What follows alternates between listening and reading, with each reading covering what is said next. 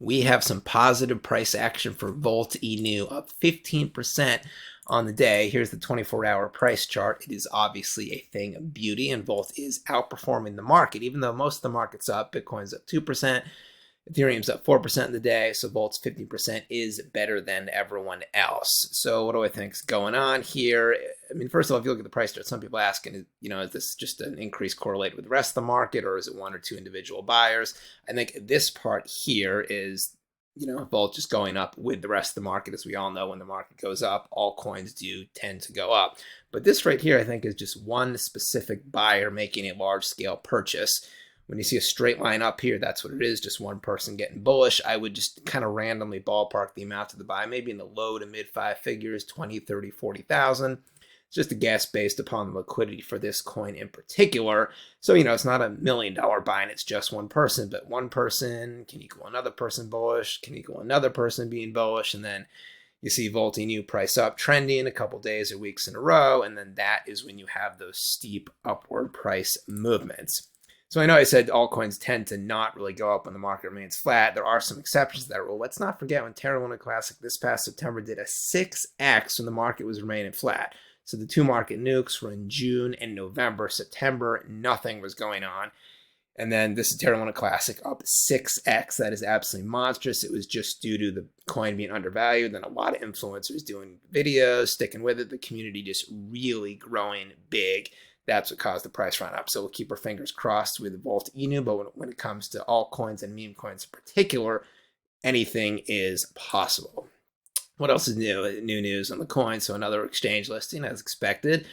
Maliga Finance, I think this is number 106 or 107. I can't really keep track here. Maliga Finance is a decentralized exchange with farming pools and staking capabilities. Volt is being listed for all three, so you can trade the coin right here, and then you can also add it to the farming pools, or you can stake it. It's great right there. What else? Got some polls here. So the poll, which coin will get to a $10 billion market cap first? Volt ENU or Shiba? Volt ENU again winning. So appears that Shiba is like the main sort of competitor to Volt, as opposed to like a Dogecoin or some other meme coin. It's Volt and Shiba, and Volt's been winning. Of course, this poll was started by a Volt ENU community member, so it's probably going to slant a little bit more towards Volt. But still, it's two polls in a row. Volt, the fact that they're even coming close to Shiba, if not winning these polls, then that is very impressive. Here's another poll here. What are the reasons you hold Volt? And then number one, long-term investment. Number two, retire from current job.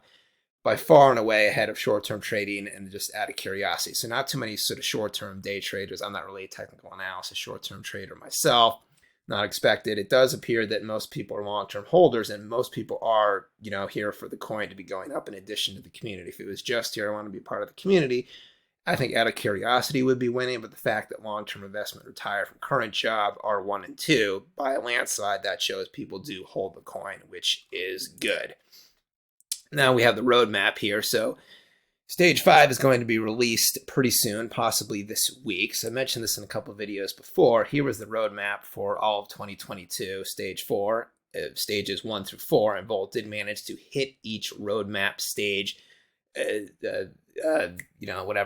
milestone perfectly, even to the amount of holders. So here's Stage 4. They said that our goal by Stage 4 is to get 50,000 holders. Right now, Volt has 56,000 holders.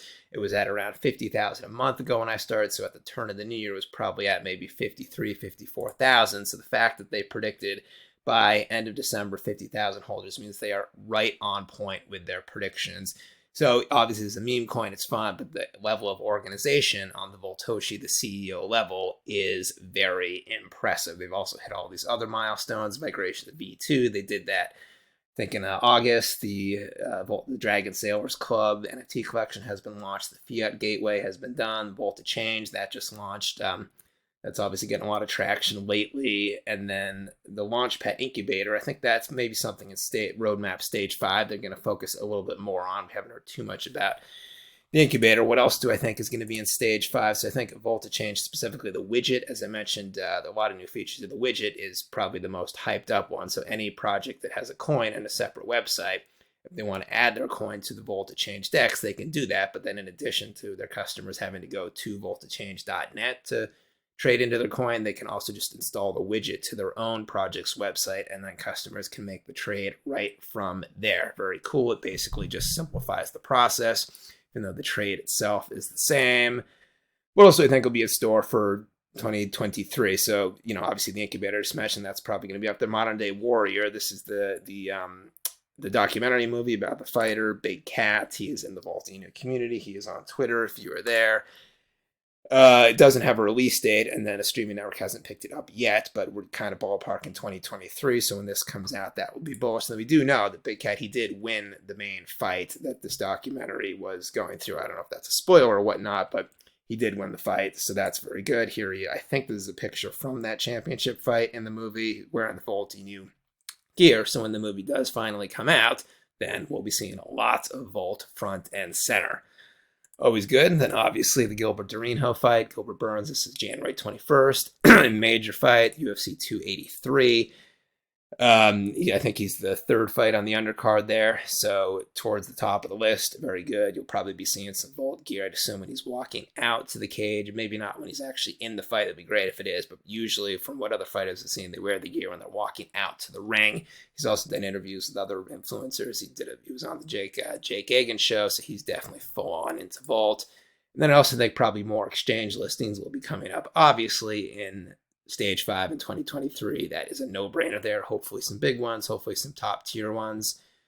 We shall see there. That's it for today. I hope you enjoyed the episode. Drop a comment down below. Drop a lightning bolt if you're part of the Vaulting community. Hit like and subscribe. I will be back tomorrow with a new episode. Ben Crypto signing out. Catch you later.